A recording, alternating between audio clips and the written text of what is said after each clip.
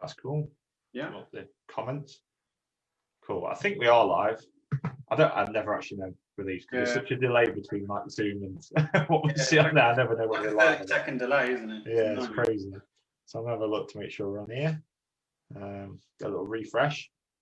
And if anyone can hear us two talking to ourselves, make sure you say hello in the comments just to let us know they can hear us and see us okay. You should be able to see, looks like on there, me chatting in the corner and a screen that says the organic marketing mindset for success,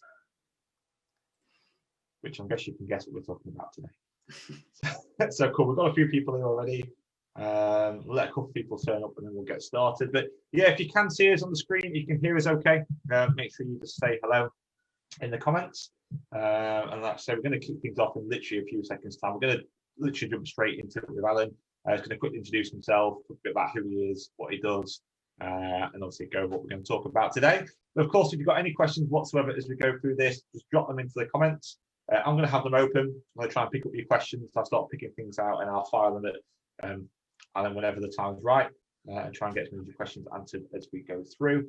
And of course, if you want to make notes, that's also fine, but you can also watch a replay of this as well back in the video section once we've actually finished with it if you want to watch it back again. So happy days. I think we'll kick things off. So yeah, Allan, you want to take over and introduce yourself and say hi. Top stuff. Hello everyone, hope you're doing well. Great to be here. Hopefully everyone can hear me okay. It's a little bit echoey just for where I'm working today, but today we're going to go through like Ash says about the organic marketing mindset. And I'm going to start by introducing myself, who I am. Like first and foremost, I'm a dad to 5 kids and I'm a husband. And the reason that I even do what I do now is very much because of them. I spent 15 years inside of the recruitment industry, owned a 7-figure business, and it did very well. But it didn't provide me with any kind of freedom to be able to spend time with the people that I love the most, which is the reason why most people start businesses, to create a better life. So I made a transition over to fitness coaching, and we launched very quickly. So you can see I went through my own weight loss transformation. That was about 10 years ago. I went from nearly 300 pounds down to 175.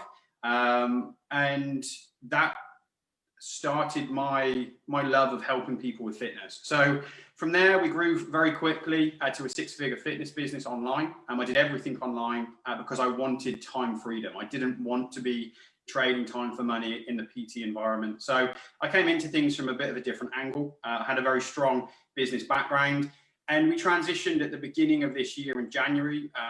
I finally sold my other business, so I had more time, and I was able to then start doing some business coaching. And I found my niche inside of PTs and Fit Pros. So we do a few different things. We do one-to-one coaching, we run group academies, we do elite programs where we build everything out for people, manage their sales processes, and do all kinds of things like that. We also have a Facebook group, Fit Pro Mentor, for anyone who wants free training much like this. It'd be great to have you welcomed along. And that's very much who I am. At this moment in time, we very much focus on organic. We've used paid ads, and we'll touch on that in a minute. But as it stands, I'm very much waving the flag for organic marketing and the longevity that it allows you to create. We're on track by the end of this year to be at, and I don't really want to talk about money much, but just so that you understand that this isn't a case of I'm making £500 a month and I'm saying how amazing it is. It's a case of, from a business perspective, we're on track to be doing 100,000 per month by the end of this year. So it shows you that organic works, and this is all organic. We're not doing anything with paid ads at this moment in time. So on to the next slide. Oh, I think my computer's frozen. Let's come out of that. So on to the next slide. So the goal for this training, I really want to give you an insight into the mindset of what's going to make organic successful. I'm going to show you and talk through what an Apex executive mindset is for business success. So that's more of the personal mindset side of it. And then we're going to touch at the end of the training, we're going to touch on the vehicles that we're going to use, or that you can use inside of organic. And you could talk for hours, or I could talk for hours anyway, about the different approaches. So you're going to know some of these approaches, maybe you're going to know all of them, but it's about how you apply them and how you use them and the mindsets that underpin it. And as a special thank you for watching me talk through this stuff and hopefully finding it valuable, there'll be a special little thank you for you all at the end, something of some value.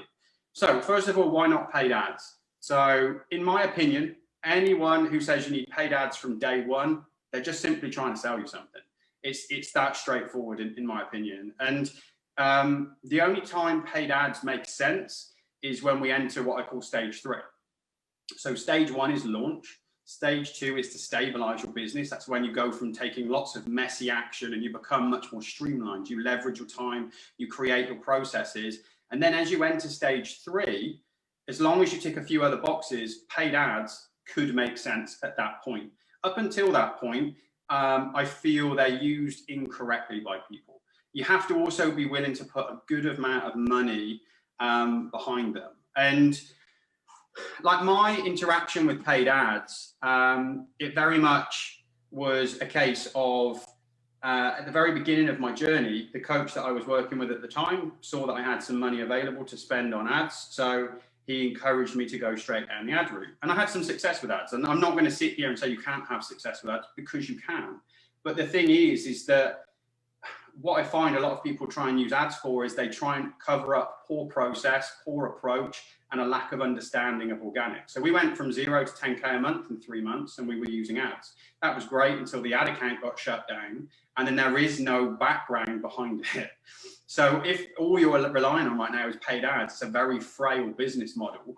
And I think if this year has taught us anything, is that frail businesses don't stand the test of time. So we have to make sure we do everything we can. And add to that, if you can get organic to work properly, which everyone can, like, they actually help your paid ads work more effectively. It's like having a raging, burning inferno of a fire and then pouring a load of petrol on it. That's great. Like, the fire goes crazy rather than having a tiny little campfire and pouring some petrol on it and risking putting it out.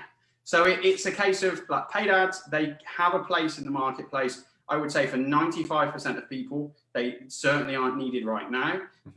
And they're only needed at certain points in time. So today we're going to talk through the 3 pillars of success when it comes to organic. So there's going to be mindset, it's going to be personal mindset, and then the vehicles. Like I said, the value-based marketing at all levels. So organic marketing, so the organic mindset, I've broken this down into 4 sections that we're going to quickly go through today. The first one is something that anyone who's seen any of my stuff will no doubt have heard me say the phrase, one person, one problem, one solution. It's something that I say multiple times every single day. We're then going to start to talk about being able to take our fish to the market until we can become the market. And this is this initial launch process. And then we're going to talk about value at the heart of what we do, and then the customer-centric sales cycle. So one person, one problem, one solution. And like, this is the very heart of my genuine belief of what makes organic work well, especially inside of the fitness market. And if you're trying to position yourself in either a mid-ticket or a high-ticket position, even at a low-ticket position, it works well. From my perspective, most of our coaching we do is mid and high-ticket because it allows you to grow your business at quite a rapid rate. And in order to get heard, you have to get specific with who you want to target. So a lot more specific than busy professionals, or a lot more specific than just women over 30. And I think since COVID, this is one of those things that it's become clearer than ever, is that you have to do something to put yourself above the noise. You have to make sure that, and I reckon we must have, at least 90 minutes worth of content just on this one single topic alone. And it's something that we have to, there's a saying that if you try and serve everyone, you'll be heard by no one. The only exception to that is if you've got millions to spend in ads. So if you go and look at someone like Beachbody, well, they're pumping hundreds of thousands per month into their ads.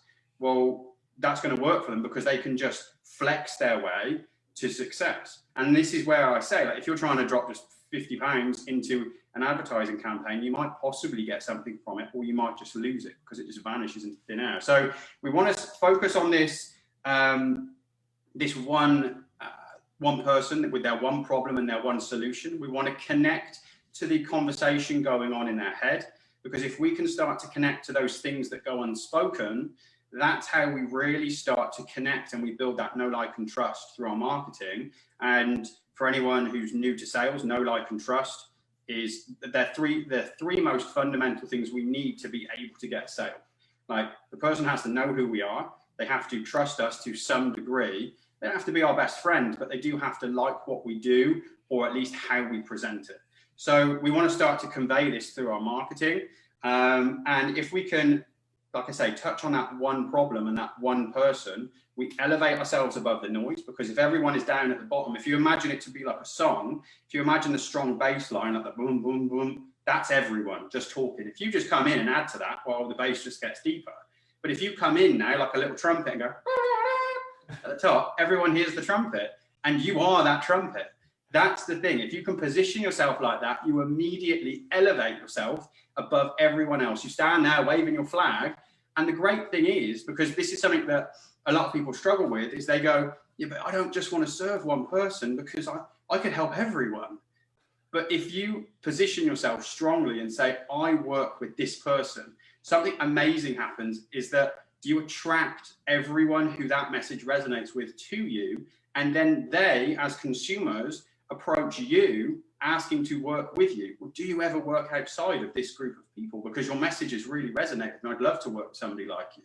Like, who would rather go from a place of having to beg people almost to work with them, to having clients now coming to you saying, well, I'm not your ideal client, but I would really love to work with you for this reason, this reason, and this reason, and I'll do my absolute best for you. All of a sudden, it starts to make organic marketing act in a very different way. And but the next section is talking about taking our fish to the market until we are the market.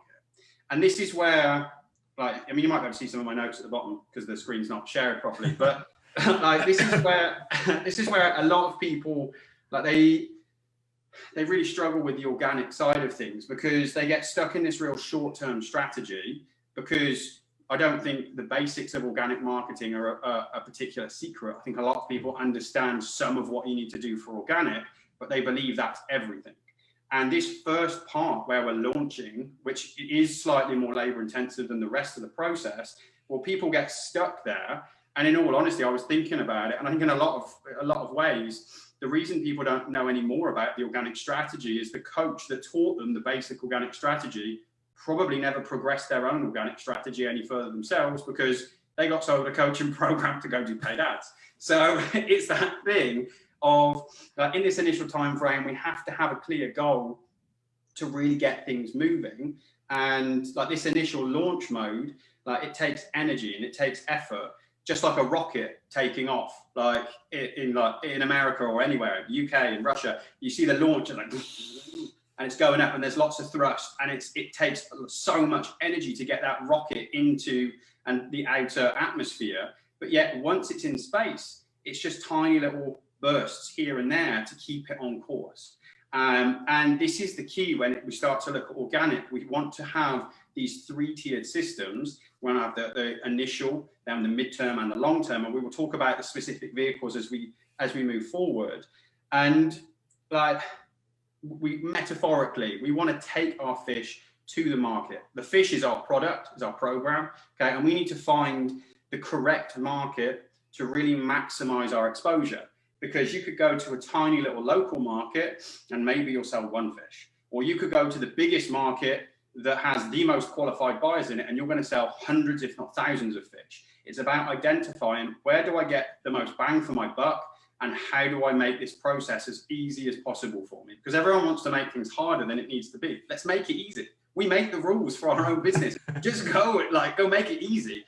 And like, this is one of the first pitfalls that people tend to fall into, is they like, I've got like a graphic here that kind of explains it. A lot of people, they get stuck in the market and the sub-market, and then they tell people, oh, organic marketing doesn't work, it's oversaturated. I just end up speaking to coaches all day long. There's no real prospects out there. And the reason is because they're looking in the wrong places. They're looking too shallow in the market. Because if you actually embodied the mindset and almost did method acting of your ideal client, and started to embody what it was like to want to do a certain thing, you need to take on board their bad habits that they maybe have at this moment in time, what mindset they're in at the moment, but then also start to look at things. How do they identify themselves? Because we need to understand And this goes into a whole other topic of the ideal client, but we need to understand holistically who they are, because they're not just a human who wants to lose weight. Well, they're a mum or a dad, a brother or a sister, they're a business person or a parent, they're in their 30s and their 50s, they like golf or they like cricket. There's all these things that make up the person, and then we can start to find them. So an example of this would be the market could be health, the sub-market would be nutrition, the niche would be keto, and then obviously keto in itself is quite oversubscribed. So as the market has continued to move forward, the sub-niche, well, you'd now be looking at dads who keto, marathon runners who keto, busy professionals and the keto diet. You want to start to find these even smaller niches of people that you can say, I serve you. You are the person I serve, and everything I do is focused completely around what that person does. And as we progress, we go from this place of going to the market to we become the market. We become the niche or the sub-niche, and people are coming to us and joining our group or our page, or they're coming to us because they've seen the results that we've got other people and they resonate with our message. And this is where we really want to start to widen things, because just like we drive certain cars, just like we wear certain clothes or we eat in certain places, those brands represent certain things and they resonate with people in certain ways, whether it's to give you a bit more status. You drive an Audi instead of a Skoda because, well, I now drive an Audi. I wear a Rolex instead of a Casio calculator watch. Or maybe you do it the other way around for that exact reason, because you want to be cheap. It's that thing of everything we do, we tie it back to status. So if we can start to create a brand that embodies certain things, then it allows us to really tap into those subconscious levels with our prospects. And this all comes through our marketing. And this is why we really want to focus on value. Value ultimately is at the heart of everything that we do. And as a business, this is probably the most spoken about thing that we do. And this for me was a really big lesson that I was just like everyone else when I first started. You knew you needed to put something valuable into the marketplace, but you didn't really ever want to put anything too valuable, because you thought, if I put something actually valuable out there, well, what am I going to sell? I've got nothing to sell. I've given away my best pair of shoes. Now what do I do? And it's that thing of actually understanding. And I know this resonates with you, Ash, because I see you in your group constantly putting ridiculous amounts of value in there that people could easily charge for. But it's that thing of, you must be experiencing this yourself, your group then starts to get to a point where it just reaches critical mass, and people are like, this group's amazing, Ash is amazing, PT Ninja's amazing, everything just starts really vibing, all because you put value at the heart of everything that you do. And it taps back into when you really start to create some genuine change for someone, they're empowered to want to help you in return. That's like the human condition. And I know we've spoken a bit about the law of attraction, and something that we both are quite passionate about, but it's the same with value. You put value out into the marketplace, and people are empowered one way or another to want to either say, this guy was amazing, he helped me go see him, or it's about going, well, if this is what you're doing for free, what on earth do you charge for? How good is it then? And we start to tap into people in really different ways, because for me, everyone in my business, definitely, this is the center of every situation with every customer and every prospect. How can we add more value? What else can we do? And this is like I say, it's a big mindset shift for people at first, because they're worried about that fear of losing everything. And I don't know, I just really look at it slightly differently, in the sense of, well, if I provide you with my frameworks and etc., and I can get you some quick wins with your business or even your fitness, if we're talking about the fitness side of it, when you actually need help, who are you going to call? Because it's not Ghostbusters this time, it's me. And it's that thing of when the application of the framework I taught you, you're not applying it properly, and you can see that other people are having success with it, but for some reason it's not quite firing correctly for you. Again, who are you going to call? You're going to phone me because I was the one who provided you with the framework. And when the work ethic that you're putting out there isn't quite right, you don't feel good, your motivation feels off, but you can see maybe you had a great month, maybe you started to see things align, and you're like, oh, this could be everything I need, but why can't I just get these final pieces to fall into place? You're going to come back to me and ask for some more help. And it always comes back down to, like, the key is, if I've already started to give you my stuff and involve you in my marketplace, whether this is fitness or business, and this applies to everything, like, it's really simple that you start to become preconditioned to my processes. You start to become preconditioned to the language that we use and our beliefs. And as such, you become much easier as a prospect to embed into our company, to be able to get you quicker wins, to be able to take you to that next level quickly.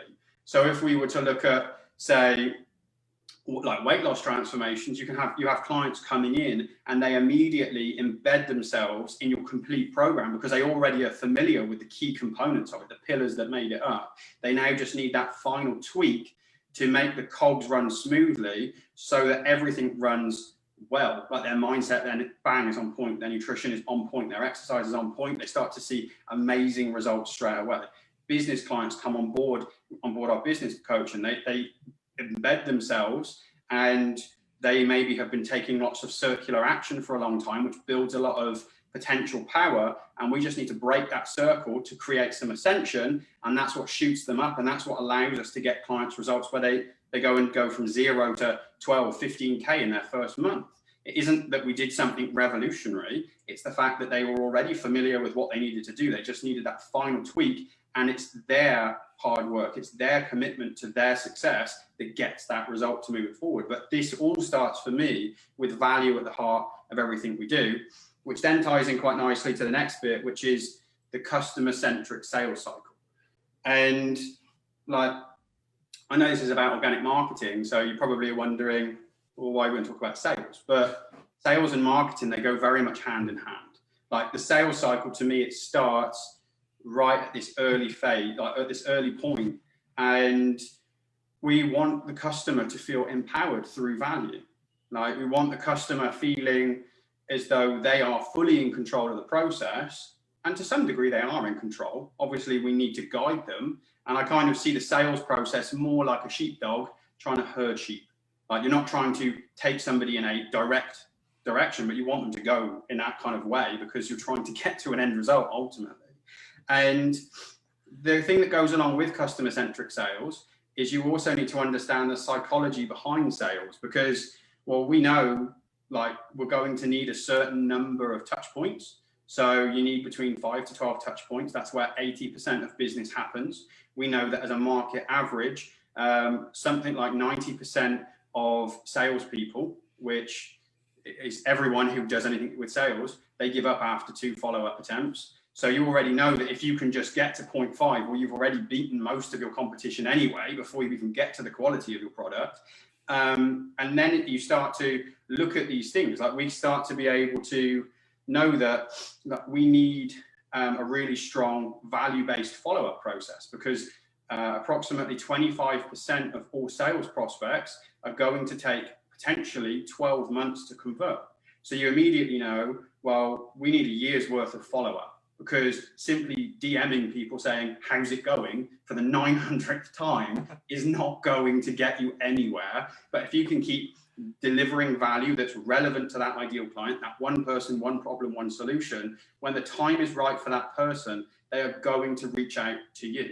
And some people will say, oh, well, you're in the right place at the right time. You're only in the right place at the right time if you make yourself omnipresent. If you can be everywhere at any moment, well, then you stand the best chance to pick up the most things. So all of a sudden, this customer-centric sales cycle, well, it allows you to see that value is what we're putting out there first and foremost. We're focusing on that one client. We're making the customer feel very empowered so that they are leading the cycle. 70% of our own sales happen because the client actually initiates the conversation about wanting to talk about longer term things. So we're just there to give them value. We're there to help them. And then they will ask us about how do they join.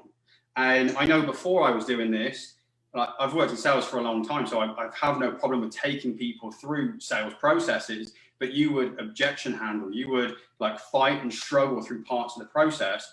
The moment you give the power to the customer, as long as you have overall, you know where you're taking them, you like the sheep got dog, you're guiding them in the right direction, everything starts to really change because the customer feels empowered. The customer understands you're on their side. You care about adding value to them, not just swiping their credit card. Like of the 30% of people who don't initiate the sale, 25% of them, as soon as we mention talking about something else, more than happy to take a step to the next level. So that leaves us with 5% of people. Like 5% of people, they just want our free value, and then they leg it. They're done. They don't want anything more, because that's a genuine concern for a lot of people. I don't want to put lots of value up front because I'm just going to get lots of time wasters. Well, we're only looking at 5%. And yes, you need to deliver the value in a certain way to really maximize it. But this all starts with your marketing. It all starts with continually conveying like the mindset and the ethos of your business, constantly focusing on the struggles that your audience has and connecting with that conversation that they continue to have in their head. Because the moment you can start to resolve those problems, that's when we really start to see some real great change. So any questions? Yeah, Ash. Yeah, there's a couple that popped from a bit earlier on. But first of all, I just want to mention that the thing about the value side of it is a huge thing. I mean, in terms of, like you mentioned, the PTD Ninja stuff, all ours is value-based stuff, and it's all organic. I think we ran our first ads about 4 months ago, just because we thought we'd do it, just for the sake of it. But honestly, like the entire business has been built on organic stuff and about giving value, and very similar kind of percentages. Like I can't think of the last time I had to walk somebody through an actual sales process or a sales call.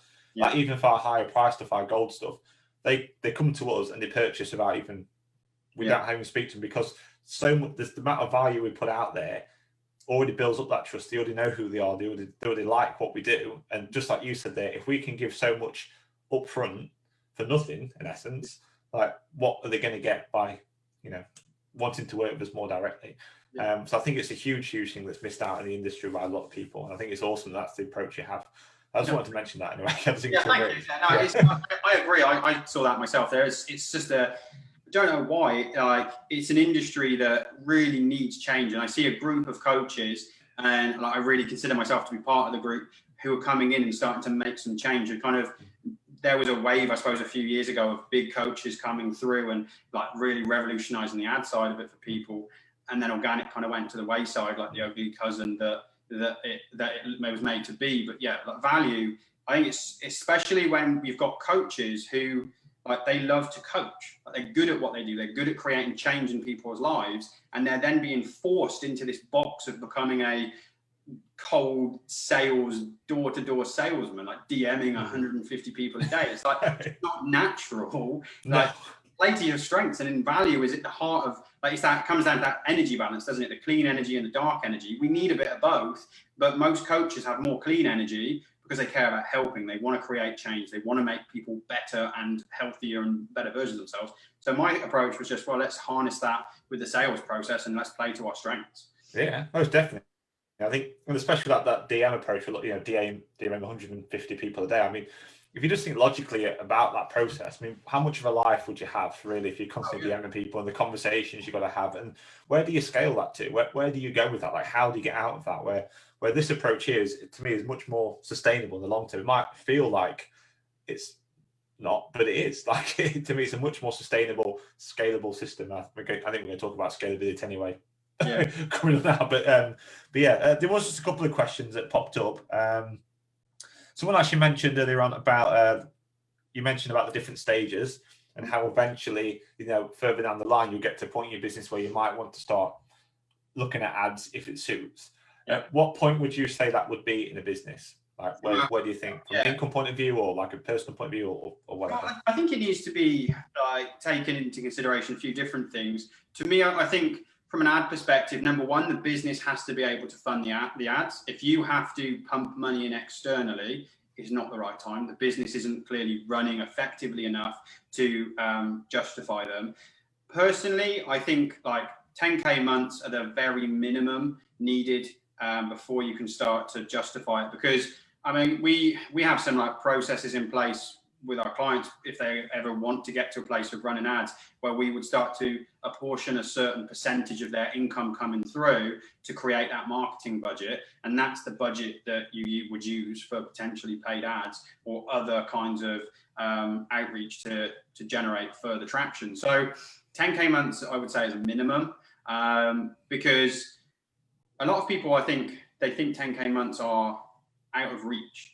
But they're only out of reach, and this is what we're going to start to talk about in personal mindset. They're only out of reach if you think they're out of reach. Yeah. And I think it's those things, like my coach, and I still have a coach myself. They just get more expensive. Yeah. Yes, they do. It's that thing of, he said to me something the other day, basically, get out of my own way. Just get out of your own way, and you'll be amazed at how quickly your business just like 10x's again from where it is right now. And it's about that mindset journey of, how on earth do I get my head around getting to 10K if I'm used to earning only 1,500 or 2,000 or 2,500, whatever? Like, there's nothing wrong with earning that amount of money. Like, it's about understanding that you don't have to earn that amount if you don't want to. And you could go and earn 10,000 a month and be completely time leveraged. And that is it's that initial mindset of, how do I get there? But like, to answer the question, I would say a minimum of 10K per month. And I'd say the business, absolutely without doubt, if you decide to do it before then, the business has to be able to fund the ads.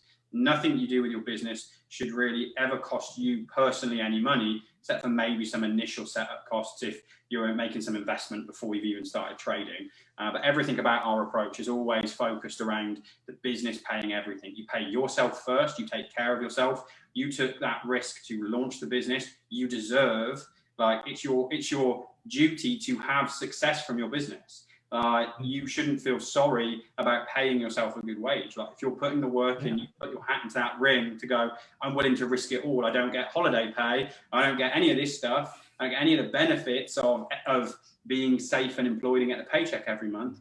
I deserve to be paid for what I'm doing. Pay yourself first to make the business fund everything else that the business needs to achieve. What are the questions that are there before we move on? There was one you mentioned earlier about doing the organic approach, and because we're talking about mid and higher ticket here, so I'm guessing it's a bit what you was talking about with your clients anyway, that you tend to work with. You tend to go for this organic approach, and you tend to recommend like a mid or higher ticket type price point for it all, as opposed to low ticket pricing. Yeah. So the question is, what would you class as mid to high ticket? Because there's a lot of people talk about different price points for it all. Yeah, so I would say mid ticket, you're looking at anything from a few hundred up to, say, like 600-700. High ticket is from like 700-800 upwards beyond that. So just to touch on it like really briefly, the way in which I would generally say to people to come in is come in and create a high ticket program first. For some people, again, it's a mindset thing. It's going to start, your high ticket program is going to be sold for a mid ticket price for one simple reason to start with, to build your confidence. To build your confidence in selling that higher value program. Because if you're used to selling PT sessions for 50, 60, or maybe even £35 an hour, telling somebody you're now going to sell a 3 or 4 month program for £1,500 or £3,000, you can't bring yourself to say the words without almost saying sorry afterwards. It's £2,000, I'm sorry. And it's that thing of, if we can start you selling it at 300-400, build your confidence, show you that the market is there for it. Yes, you have undersold the value of your program, but £300 or £400 dollars in your pocket is a damn sight better than zero, because you can't actually pitch the high price program, and then you just continue to increase the price as you go up. But the true approach is, we start with high ticket, then we isolate parts of the program. Using PT distinction is great to do that. It allows you then to create your mid ticket. You then do the same again to create your low ticket. So your low ticket program is the last thing that you launch. It should include zero interaction from you. It should be a completely automated program that takes all of the things that make your program great. It isolates those things that are your difference makers, but it allows the client to basically manage their own journey. That's, to me, the difference between the low and the high ticket. The higher up the value ladder you go, the more tailored it is for you, the more customized it is for you, the more it's built around you, and somebody will hold your hand and walk you on that pathway. The lower down the ladder you go, the more the customer needs to be able to do that themselves. but the program still needs to deliver them the results. They just have to put the extra legwork in. So that's the approach we would go. We see that a lot actually with our clients when they come to us for the done for you stuff, when they say like, this is kind of what I want to set up, because that's all we do basically. Someone comes on, I want to set this up, I want this to happen. And it's like, if they want to go for like an automated program, we always try and look at what maybe the higher price programs are, and they haven't got that. It's very hard for us to look at and think, well, how do you actually want to automate this? Because we could spend all this time building this out. We don't know whether it's going to work or not yet, what we're basing this on. And I think sometimes if you have a higher price program, a higher ticket program, you run that with your clients, like I say, can build confidence at a price point, but you start to learn what works, what doesn't work, make those tweaks and adaptations, and we can turn that into something that's a bit more automated where you can offer it at a lower price. Yeah. And I also think as well that what we see a lot when they first come to us to sign things up, and we'll say, actually, I want to do like a low price, a middle price, and a high price, 3 tiers, and I want to do exercise for my low price, nutrition for my middle price, both for my top price. And I always try and recommend that people don't do that, because to me, whatever you sell, doesn't matter whether it's super low ticket, medium ticket, or high ticket, it has to always deliver a result for that client. Because if you don't, the only person that's going to get blamed for not getting that result is the coach, nobody else, because it's your fault. You haven't put the stuff in place to help them get there. And I think the only way to really do that is to start looking at delivering these more higher price programs where you're going to put the effort in, give the value in those programs to try and find out what you need to do in order to offer something that's going to get the best result for them at lower price. I think there's also, just touching on that high ticket stuff before we move on, for me, I think the thing because one of the big pushbacks I see from high ticket is, well, I don't want to rip people off. I want to help as many people as possible. And it's that thing of understanding that actually by delivering high ticket services to people who value time more than they value money potentially, it actually allows you to be able to add more value to the lower end of the market, the people who actually can't afford anything, than if you were to just focus on low ticket. Because if I just focused on low ticket, there's no way on planet Earth I would have had the time to A, put this presentation together, B, be here, because I'd be selling like mad, making £49 a million times over.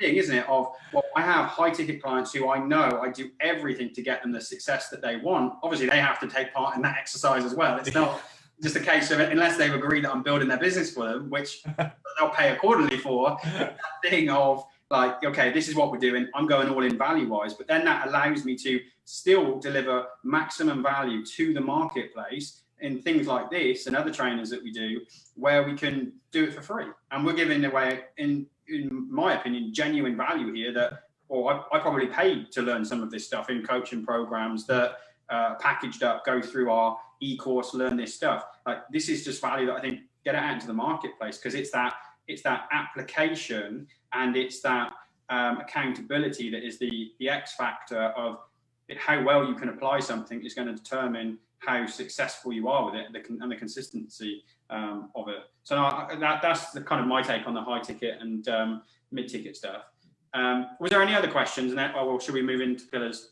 We can move on. This one can wait a bit later. I think it's more suited towards probably the last question. But yeah, people say on here like, the value stuff idea is not a really good way of doing it, and they see that a lot of people then starting to do it now.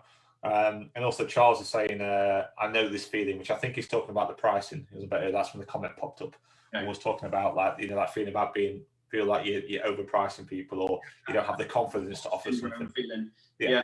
And that was something I massively felt. Obviously, I came from a completely unrelated industry when I first started fitness coaching. I loved fitness coaching. I knew I could get people results, but ultimately I'd worked in recruitment for 15 years. Who was I to tell somebody how to get into shape, let alone charge them £1,000 plus for it? So for me, I had my coach screaming at me, telling me, put my prices up. You're selling it at a lower price. You should be selling it for more. You're leaving money on the table. But I knew that I needed to sell it for less so that I could get the confidence and the belief that A, I could get people results. B, I had some wiggle room in case my program wasn't perfect on day ones. And then I just made a rule. I just didn't continue to increase the price so that you build your confidence as you go. I think beta testers are a great way to launch a program. Like, you can get moving quickly. I mean, we go off and on a complete pre-sales, but that's something that, absolutely. The price thing is something you have to do what feels right to you, but you need to remember to take yourselves out of your comfort zone to continue to push that price up. So, should I keep going? Yeah, let's keep going. Let's keep moving on. Okay, cool. So, pillar 2. Now we start to move into the personal mindset side of stuff. So, there's 3 pillars in this. I mean, you probably could extend it to about 12, but I've tried to condense it down to for preparing for success, focus and own your dreams and your results, and consistency. So, like, preparing for success, first of all, and this is like, as it says, like, if you fail to plan, then plan to fail.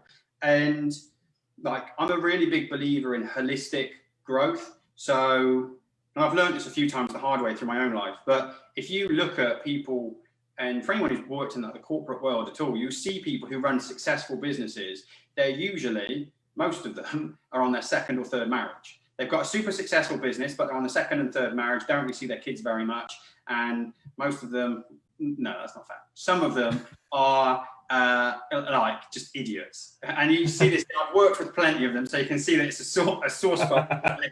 And it's this thing of, you have to be able to make sure that your business isn't just the only thing you focus on. Just like if you were trying to get yourself in shape, like, and I experienced it myself, when I lost 100 pounds in weight, everything else kind of suffered. Like, my work was nowhere near where it should have been. Like, my duties as a dad, they probably got pushed to the side a little bit, so I could get in another gym session, so I could meal prep, so I could do this, because all of my focus was on that thing. But if you think of it this way, if you only went to the gym and only worked out your left arm, well, you'd have a gigantic bicep and probably tendonitis on your left arm, but the rest of your body would just be like some withered thing. And it's the same with life and business. We have to make sure that everything aligns for success. Like, success in business is, like I say here, it's not just about your marketing or your sales or your service. We have to prime everything. We need to make sure we have a plan. We need to make sure we have daily structure, and we need to make sure that the success is sustainable. And like, beyond that, we then need to start to look at things like not going 100% as into burnout, but being able to commit to the task 100%. And this is where having that plan and the structure comes in, and being able to sit down with those who are in your inner circle and be able to say, okay, this is what we're doing this month. Just to let you know, I'm going to be working late on this night and this night. Every week, but I am going to be doing this with the kids here and here and here. What else do we need to do? Bringing your wife or your husband to make them part of the decisions that are going on. Bringing the kids involved. Like, my business is called Team Miles, actually for one very simple reason, is that I want everyone in my family involved in it. I want my kids taking part in it. I want my kids, like, we're very big, like, Grant Cardone followers. I'm a licensee. I'm in all of his inner circles. My little boy is 3 years old. He walks around going 10x, 10x, 10x everywhere. And it's that thing of, for me, it's about creating this movement inside of my own circle. How can I do everything to make sure that I'm primed for success? Because some days I am going to wake up and I'm going to go, I cannot be bothered today. I don't want to do anything. But then my wife's going to turn around and say to me, come on, Alan, we're doing it for these reasons. My kids are going to go, when I walk in the house at the end of the day, what did you do today? What success did you get for your clients? Did you get any new clients? And if you walk in there and go, oh yeah, nothing happened today, it was rubbish, they're like, oh, and you're like, yeah, and then all of a sudden it starts to unwind. So it's about making sure you have this plan, you have that daily structure, you make sure that you commit in the moment to that task 100%. And then that goes one step deeper. And I should be preaching to the choir about this, speaking to PTs and fit pros, but you need to make sure you're feeding your body what it needs for maximum energy. Just like you would feed your body to make sure it's recovering or to make sure you're growing or anything like that, you need to make sure that you're feeding yourself what you need so that you have energy through the day, so that when it gets to 4 o'clock or 5 o'clock or whenever it is you finish work, you can then go in and still be the best mum or dad you need to be, still be the best partner, boyfriend, girlfriend, husband, whatever that you can be, so that you're excelling in all the parts of life. And this then comes down to making sure that all parts of your process, they allow you to have this success. So that, for most people, is going to include some kind of reflection or journaling or meditation, because I was really opposed to that at first, and I'd never done anything like it. And I was like, that's weird, don't really want to do meditation or write a book or anything like that. But if you think of it logically, your head is like a computer. And if I remember, like, my mum, she used to work in an office, and before she'd go home every day, she'd get these funny tape things, like, this was back in the 1990s, and she'd jam it into the server, and it would download all of the information for the day to back it up. And when we do things like journaling and meditation and like reflection and those kind of processes, that's our brain's chance to download everything for the day so that we have more mental bandwidth. Because this is one of the things that starts to lead to burnout, is we basically have no space left in our head to put anything. Our brain doesn't know what it's doing. We've got 5 million browser windows open in our head, to have a slightly more 2020 example for those that maybe don't know what I'm talking about on servers. And it's that thing of being able to have a process that facilitates your success at all points. You have that morning success, you have that the morning process, the evening process, and everything is it's like you're a train on a track. You're staying on your rails so that everything you do really prepares you for success. And this starts to underpin everything else that goes like after that point. So the next thing is focus and own your dreams and your results. And this is something that I know Grant talks about a lot. And to be honest, I've learned an awful lot from Grant Cardone. Whether you know him, you like him, you don't like him, he's a typical brash Louisiana guy. He's very much not a British businessman, but he does shoot from the hip. And one of the things that he consistently talks about, which again was something I was a bit reluctant to start to do myself, was he writes his goals down every morning and every night. And for me, one of the things I added to that was something where you're starting to attach a purpose to your goal. Because I think it's very easy to go after a monetary goal. Most people are in business for money. They go, okay, I want a 10K month. I want to earn $1 million. I want to be a billionaire.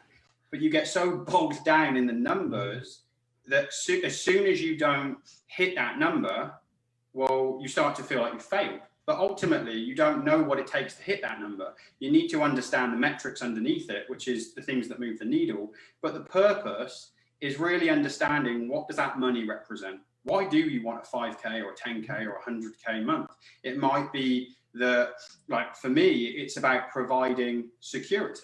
I know that I grew up without a dad. My dad died at a very young age. So being a dad is something that I truly cherish. And for me, I want to make sure that I can take care of not just my kids, but for the next 2 or 3 generations. I want to be that person. And maybe this is like the egomaniac inside of me. I want to be that person that 4 generations from now go, oh, wow, great granddad, Allan Miles, he founded this, one of those old-fashioned online business coaching things. And it's that money. And then you've got some trust fund kid who goes and blows it all up the wall. Sort of phone call come in. Always. Get that back up. I can still see your screen anyway. Can you? I can. I definitely know what you mean though by that when it comes to like actually understanding what you want from it. Yeah. Those people I speak to in business always say, well, my purpose of business is to make money, to make profit, to make whatever. Yeah. Like I say, it's all about the end goal, because to me anyway, money is just a tool, a mechanism to help you get to what you want or what you need from it. And I think when you start understanding what it is you truly want from something, then it makes more sense. I suppose it's like fitness clients. And if you're working with a client in person or online, like you talk about what they really want that goal for, why they want to lose weight. And sometimes if you just get them just to track weight, it can be demoralizing because they don't know why they're not hitting those targets. And it's exactly the same principle when it comes to business. Like you need to understand why you're doing this and understand that number, that finance is just a number that helps you get to where you want to be. Yeah, that's all it is. And understanding what you need to do with that helps you, I think. Yeah, we break it down into lead and lag indicators. So money and weight loss, things like that, they very much are referred to as lag indicators. So they're a result of the work we've done. And the lead indicators, they're the things that they empower us to make immediate change. So that's the drinking the water, eating the right food, doing the exercise, sleeping the right amount. Or in business, it's about the interactions with people, the calls you're having. It's about those processes, not focusing on how many sales did I make today, because you can't necessarily predict the outcome of a sale, but you can predict you can control how many messaging conversations you had with somebody, how many sales calls you had with somebody, how many value calls you had with people, whatever, these kind of things. You can control those kind of things. And this is I think where the change starts to come, is that, and this is a really bitter pill to for some people to swallow. And I know in times in my life when things haven't been great, this has been something that I've really begrudgingly ended up having to accept, is that nothing happens to you, it happens because of you, like everything. And I know we spoke a little 100%. Bit before we came on, but everything happens because of you. So immediately people it gets their backs up like, no, especially at the minute, like, it's not my fault that coronavirus hit this world, blah, blah, blah. And it's a case of, this is another mindset shift, like no longer allowing yourself to be a victim to COVID. Like no longer allowing yourself to allow a poor economy, a recession to be the reason that you've not made money. Oh, well, most people aren't making money at the moment, but I don't want to be most people. Like I don't want my clients to be most people. I want to be the exception to the rule, because there's more millionaires made in a recession than there are at any other time in history. So if people are making millions, why would I want to be most people who are struggling?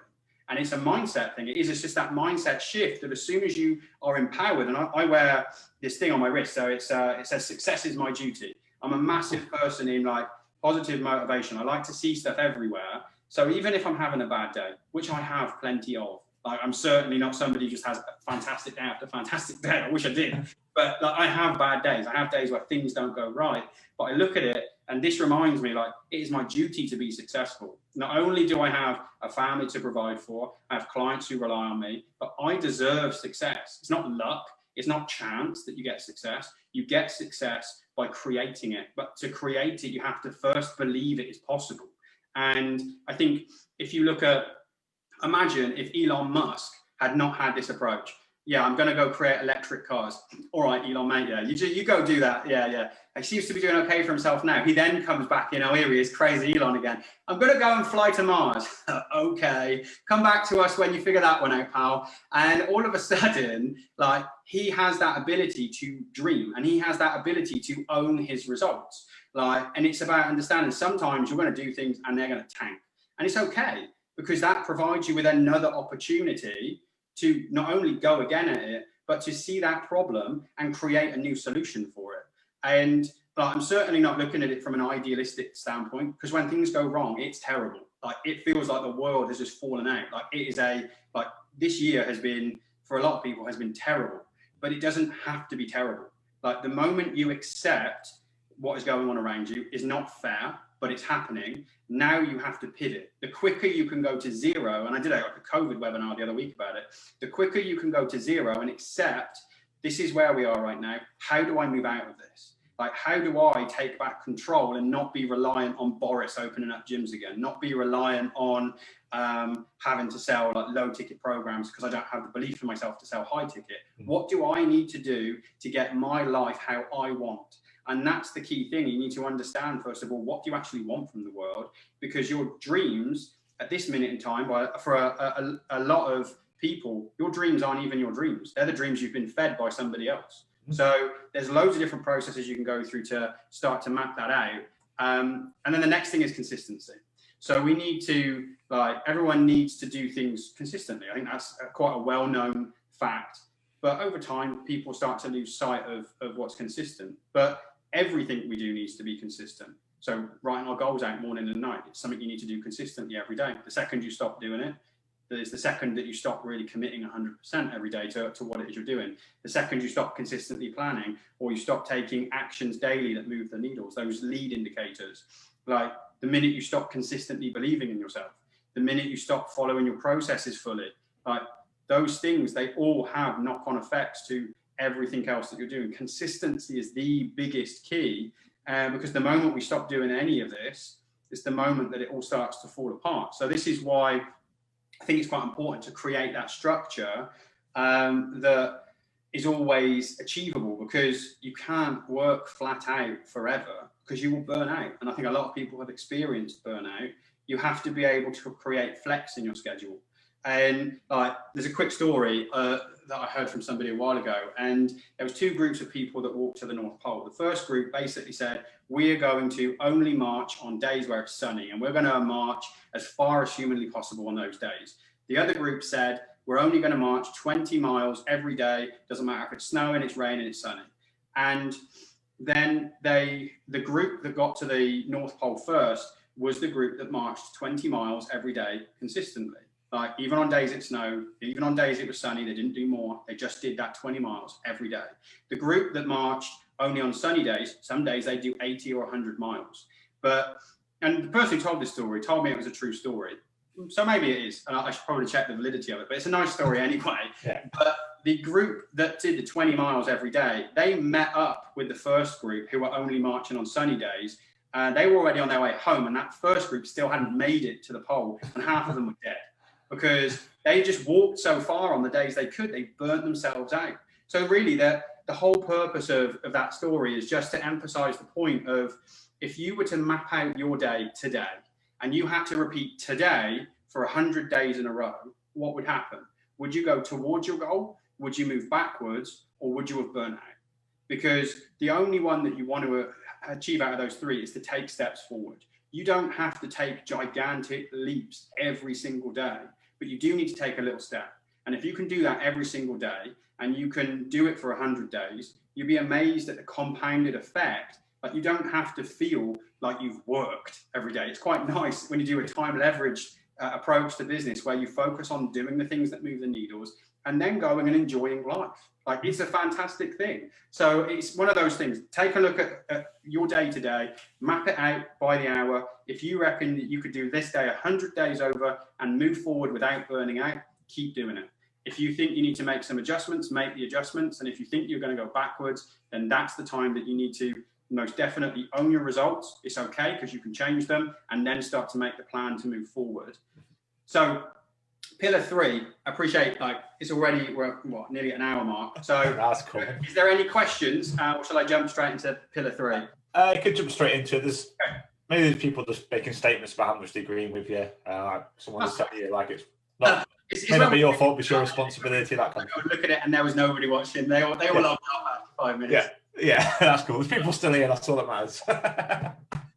So the organic vehicles. So this is the meat in the pie. So we're going to talk really quickly about these, and I'm not going to talk in too much depth about these things, because I think there's already quite a lot out there about these different approaches. The number one key to any approach is it has to suit you. You have to know what your strengths are and what your weaknesses are, because yes, cold outreach is not the most effective tool, but some people, believe it or not, actually like it and are good at it.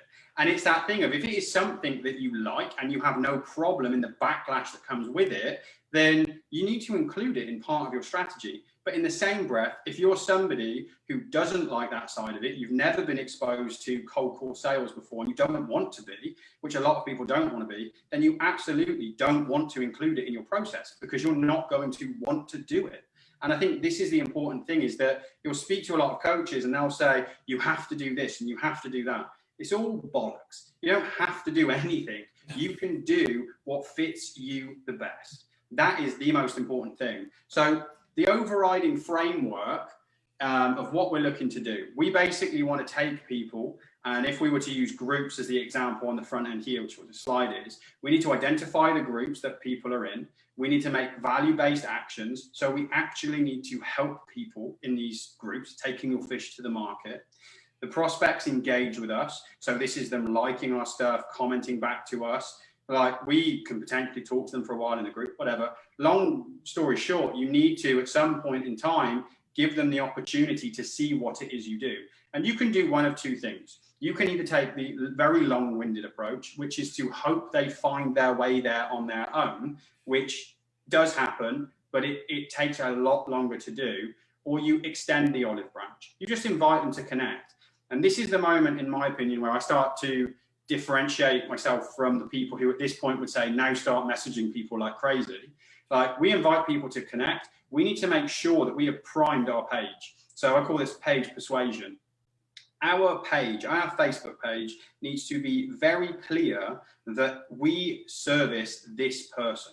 So this is where we drill into that one person, one problem, one solution. Because if you're anything like me, when you get a friend request from somebody you don't know, well, the first thing you're going to look at is what you can see, so their picture and their name, and then you're probably going to click on their profile and you're going to take a look at it. If you just see some general PT, I'm probably not going to accept your friend request. Well, I might do now, but if I was just like Joe Public, I wouldn't, because I'm like, okay, well, I know PTs. If I want a PT, I'll get one who's near me. But if all of a sudden, let's say I was a a dad, and I don't know, I was diabetic, and you made it clear that you only help diabetic dads. That was your thing. Like, you focused on that particular niche, which would be a niche. All of a sudden, if everything you write is about being a dad or diabetes and how to overcome the biggest problems you have, like the fear of not being around to see your kids grow up, or those kind of things, and you keep tying it back to that ideal client. Well, now, if I was that diabetic dad, I clicked on your profile, I would immediately be more interested in what you have to say. So the first thing we would look at is above the fold. This is everything that you see on the screen the moment you click the page. So that's your banner photo, your profile picture, your bio, the 9 tile photos. You want all of this to scream, I help people, here are transformations, this is the market that I serve. And then, like we do, this could literally go on for hours, so I'll keep it brief.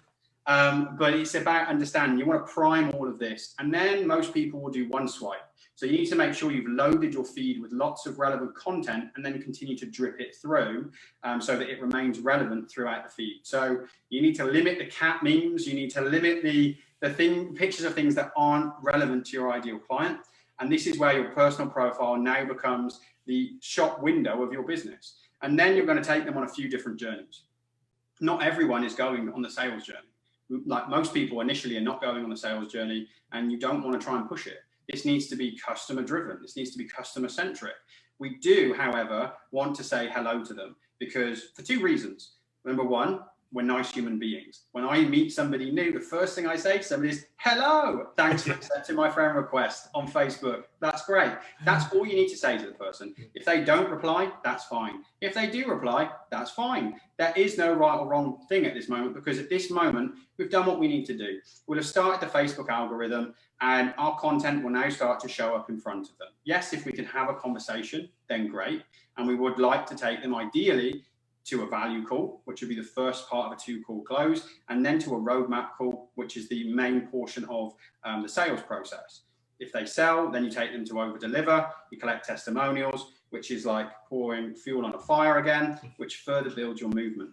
But if you look where this arrow separates here, this bit here, what will happen for a lot of people is they'll come to your page, they'll like what they see. They don't want to buy right now because they're on Facebook, potentially sat on the toilet, scrolling through Facebook, and you sent them a friend request. So they're going to click OK. They're going to go start consuming your content. And what we're looking to do is further build your movement, okay, until we can build your own market. Because the fish are going to come in at different sizes. Some are going to be small, and some are going to be ready to sell, and they're going to be big. And we need to make sure that we continue to drive this cycle, because we're not focused on the short-term game of making a quick sale right now. We're focused on being able to make sales every single day for the rest of our lives. And this means our focus needs to change. Our focus needs to be on building our own market rather than on trying to get a quick sale now, which is where the pressure tactics come in. So this is why we don't force the sale. We're not trying to force the sale.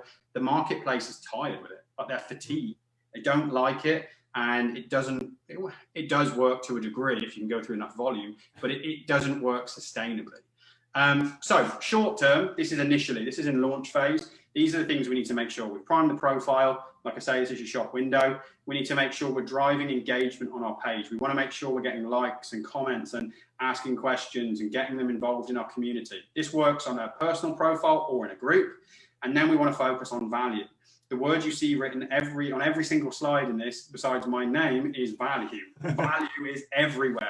Okay, so profile, put value, add value on your profile. 2-step posts where you're giving away value. Value where it's just in the post. Value in a video. Value everywhere. Okay. If you're doing stuff inside of Facebook groups that aren't yours, you need to make sure these are time locked, because this is a sinkhole for time. And this is where a lot of people get lost. They'll spend 6 hours in a group, get nothing from it, and then go, organic doesn't work. No, your process doesn't work. What you want to do is you want to make sure you set a 20-minute block. We want to do things in 20-minute blocks, and we want to have good old-fashioned smart objectives, something that's specific, it's measurable, it's time-bound, it's realistic. So we're going to go and we're going to find 20 groups in 20 minutes. And then you're going to go off and you're going to be like a hungry dog, like going mad trying to find groups. Because with groups, if you're at the very beginning of the process, you need to go wide before you go deep. You want to play the odds. Like if you're playing blackjack, or roulette or whatever, you want to go red or black if you want to spread the odds. You don't just want to put it on the number 2.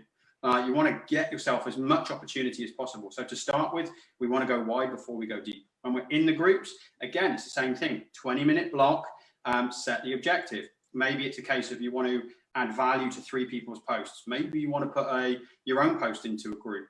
Great example of that would be, I put a post, took me 2 minutes to write in a Sean T group for a fitness post. Took me 20 minutes to write.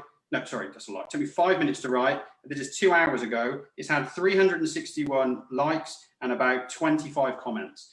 If my only focus was Fit Pro stuff, this is how you do groups. And you can go find that post. It's in a Sean T group. And maybe I'll even share the screenshot just to show you that I am actually telling the truth and it's not completely but this is the thing. It doesn't need to take lots of time. And then you can go and follow up. There's 360 leads potentially sitting there.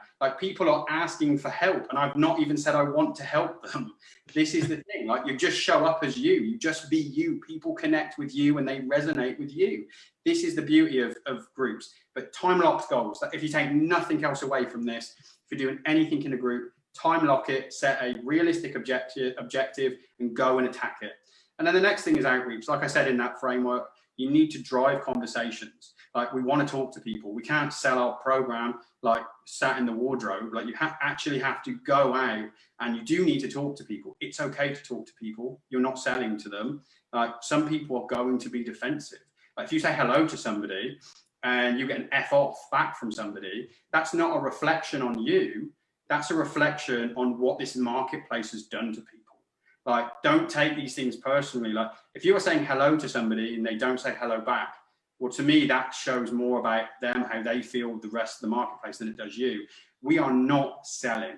At no point until the client tells me or the prospect tells me, I want to talk about sales, do we talk about sales. We talk about helping them, adding value, and showing them how to move forward towards their goal. And that, for some people, is scary, as in the prospect. That's scary because they're like, why are you helping me? Why would you want to help me? Because I like helping people and it's the right thing to do. Well, because you want to sell me? No, because I don't know how I can help you right now. How can I sell you something I don't know what you need? It's a case of, yes, some people will buy from me. I'm not banking on you buying from me. I'm helping you because that's good. I put good stuff out into the world, good stuff comes back to me. And that genuinely is the key to the short-term approach.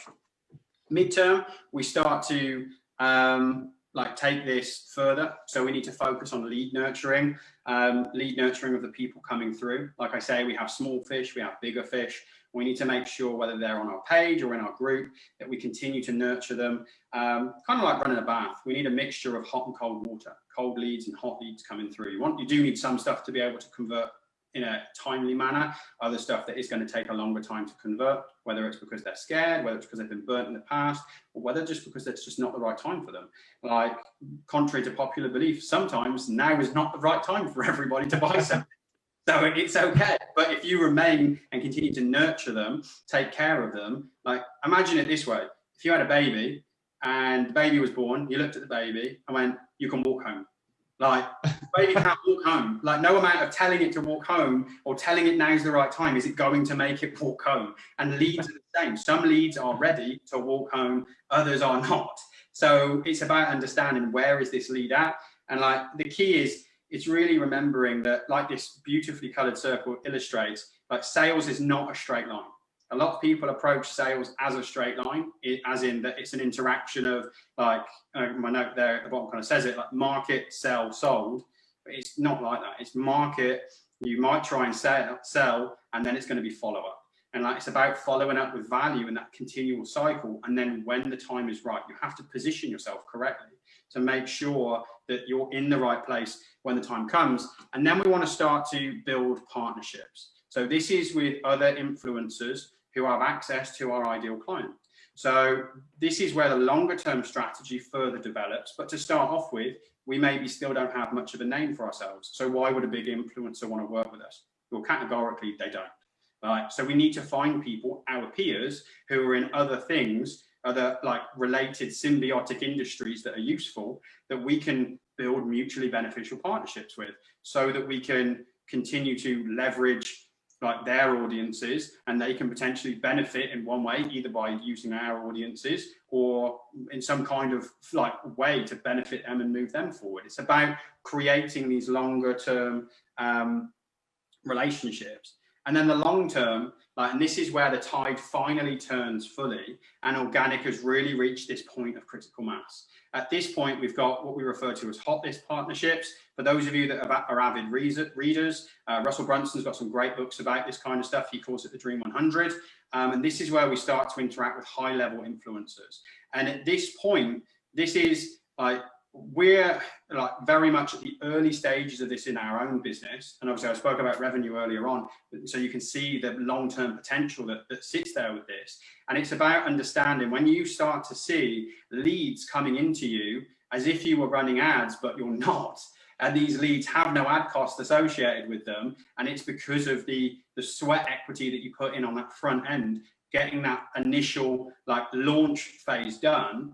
Like, this is when things become absolutely beautiful. You start building these relationships with higher level influencers, and then it becomes like just a whole nother level. You get massive traffic coming to you, like things start to explode, and it just becomes exponential growth. And it's at this moment, like this is the moment that if at any other point it's wavered, you have to make sure that your personal mindset, like your organic mindset, all of the mindset stuff is mapped out. Because at this moment, when the world and the universe presents you with the opportunity to make 20, 50, 70, whatever grand per month, if you are not open to that idea and you think, oh my God, I can't manage it, it'll just take it away again.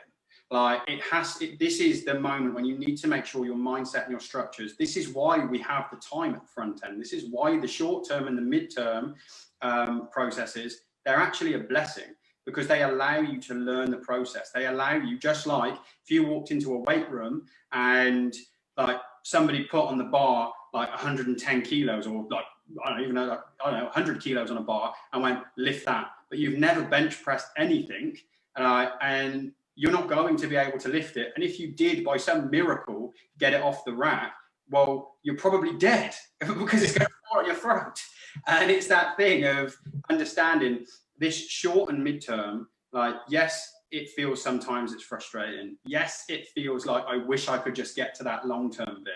But if I take this back to something else, like having kids, like for anyone who has got kids or even pets, like kittens and like puppies and that kind of stuff, when you first have like a first child or like your kitten, you're excited for it to do the next thing. When will it do the next thing? When will it do the next thing? It's only when your kids start to get to the point where being a dad is no longer cool that you then wish you could go back to that moment when they actually told you they loved you and they wanted to play with you. It's that thing of understanding that you don't want to wish these opportunities away, because this short and midterm stuff is a fantastic opportunity to truly build that solid foundation that creates that long-term success, so that you make sure you're still here in 2 years, in 5 years, in 10 years, and you don't become the average business that goes bust. You become the exception to the rule, and you create that long-term success for yourself to drive forward. And you can do these partnerships in a range of ways: trainings, podcasts, ask me anything on people's feeds, straight up interviews, articles, even winning awards. If you can get awards with like really recognized authorities, that's powerful. Like, those partnerships are powerful. And like, I hate to break it to some people if they don't know, sometimes you can just buy the award. Like, you can just buy that you become the winner of the award. And that is one of those things that if you don't know that, then it all of a sudden you see somebody winning some of these awards that can be purchased or being featured in certain places. And all of a sudden, like, those people look like really big deals very quickly, when in actual fact, they just purchased the success. But in order it's easy to purchase success these days. Like, you can buy testimonials, buy awards, buy articles. It's crazy. Exactly. And that's the thing. If you need to have the money to be able to do any of that stuff in the first place. Yeah. So the takeaway points. Thank you for those of you that have stayed the duration. I feel I'm sure impressed. It's a fire hose in the face. So the takeaway points: you do not need paid ads to have a 5, 6, and 7-figure success. You genuinely can do it with organic. Organic marketing is a long-term, time-effective marketing strategy that has always delivered results. But before the internet even existed, organic marketing was just known as marketing. I actually thought of it like that. Yeah. I remember that was someone asked me. You need to connect directly with the conversation in your prospects' minds. If you can get to that level, you're touching on their biggest pain points. That's the moment you make the most impact. Your long-term success will always be determined by the frameworks that you lay to show up as your best self. And don't be afraid to provide stacks of value to your prospects. It actually brings them closer rather than pushes them away. And to emphasize that point, I've actually put together a mini course. I would say there's probably, I could sell this course for like $997. For anybody who comments on this video with the word, I don't even know what, Ash, pick a word. What's on your shirt? I can't read the top of it. Polo. Polo, that'll do. So comment the word polo underneath this video, and I will reach out individually to you unless Ash wants to do it, but I'm pretty sure he we'll get you set up on the course so you get access to the course. We will cover all of the key components. We'll talk through mapping out your ideal client, how to build an offer. We'll talk through the sales process as an overview, and you'll have everything that you need to be able to actually go and get some success online. If you've either not had some, or maybe you've had a bit of success, genuinely, there'll be stacks of value in this course. And it's there for you guys just for watching this all the way to the end and writing polo at the bottom. We've already got some polos coming in as well. Okay. Have we got any questions to wrap things up with? Well, a couple, yeah. I think it was a Charles. I'm going to look back for it now. I did write it down, but my iPad's turned off and ran out of battery. So I can't get them all. It was to do with high ticket. Yeah, where do we find, or how do we create high ticket buyers? That's one of his questions. How do you find a bit earlier on? Buyers? Yeah. Okay, so high ticket buyers.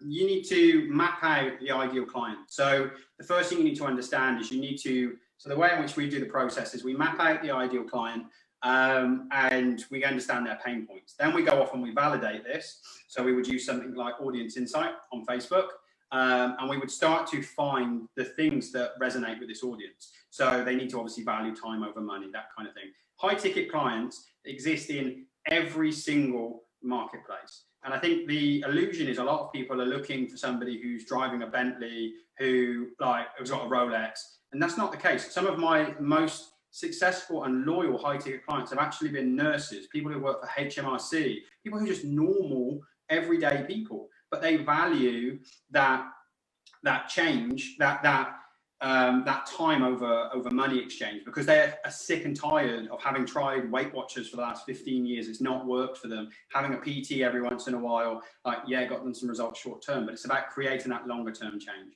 So it's not really about where they exist, because they exist everywhere. It's about connecting to them in the correct way. That's the first thing I would say.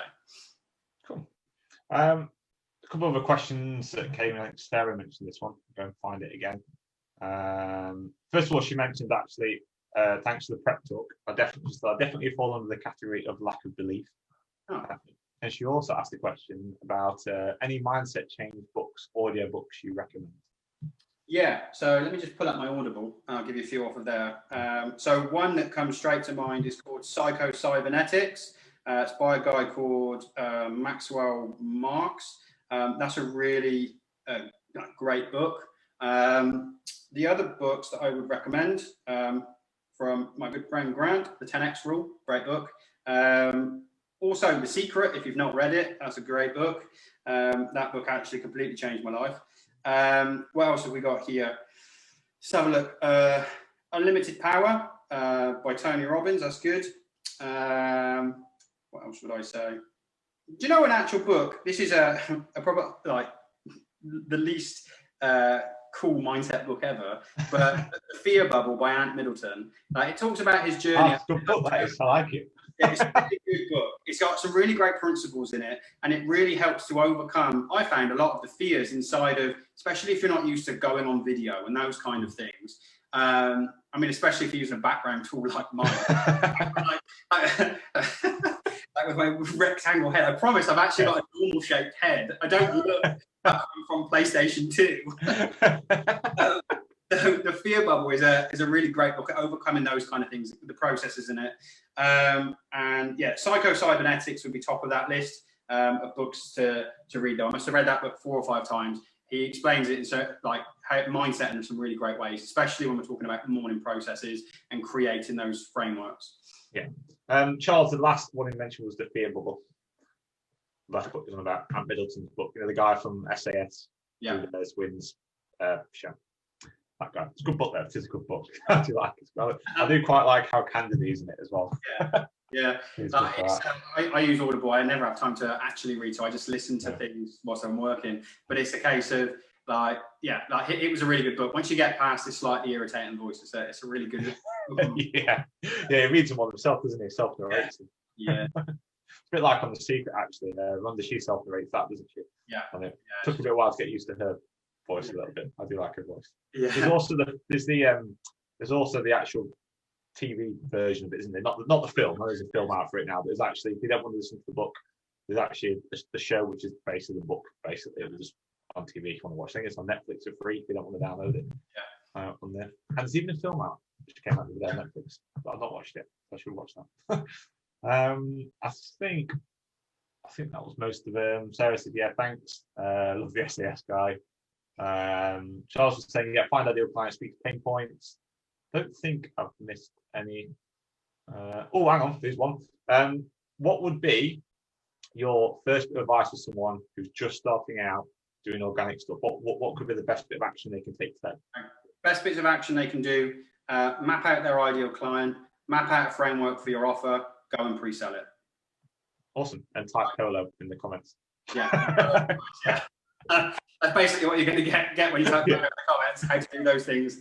So that, without a doubt, the quickest thing, the quicker you can get that first sale, like time kills everything if you don't get moving quickly. Like map out the ideal client, get the offer mapped out. Don't go and build the program. When you need to build the program, Ash will be here to do it quickly. So it's about understanding that you don't need to have a shiny product ready to go on the shelf getting dusty, because what if nobody wants it? You pre-built it, then all of a sudden, yes, it made you feel good and it looks lovely and it's a labor of love, but you've wasted a month potentially or longer building your program. Whereas if you pre-sell it, bring your beta testers in, you're going to be able to fund your program through your beta testers. They feel empowered to be there. Like, you get paid to build your program if you decide to do it yourself, or you can pay somebody through the money you've made from your pre-sales to build your program. It's just a win-win-win situation, and it's the fastest way to get yourself launched. Yeah. Awesome, happy days. I think that's it. That was awesome. Thank you very much. Well, loads of good comments. I don't know if you can see the comments or not, but you've been tagged in some of them, so I'm sure you'll. I'll take a look at it in a minute when I get a chance to go. It's been fun. I've enjoyed it. Hopefully, you'll have me back again. I'd love to come back and do something else. Definitely. Yeah, love to have you back on again, either doing the training or. Yeah, yeah, definitely. Cool. Well, thank you very much for joining us, Alan. Really, really appreciate that. Obviously, if anyone wants to find out more, we'll drop your group link actually into the comments as well, so people can join your group, your free group, and also just pop Polo in the bottom if you want to take advantage of this free training. Again, thank you for everyone that's stuck around. I hope you've enjoyed it, and no doubt I'll see you next week on next week's live. I've no idea who it's with yet. I don't find out until like a few days before, but yeah, we'll see you all next week. And yeah, thank you very much, everybody. See you soon. Bye bye.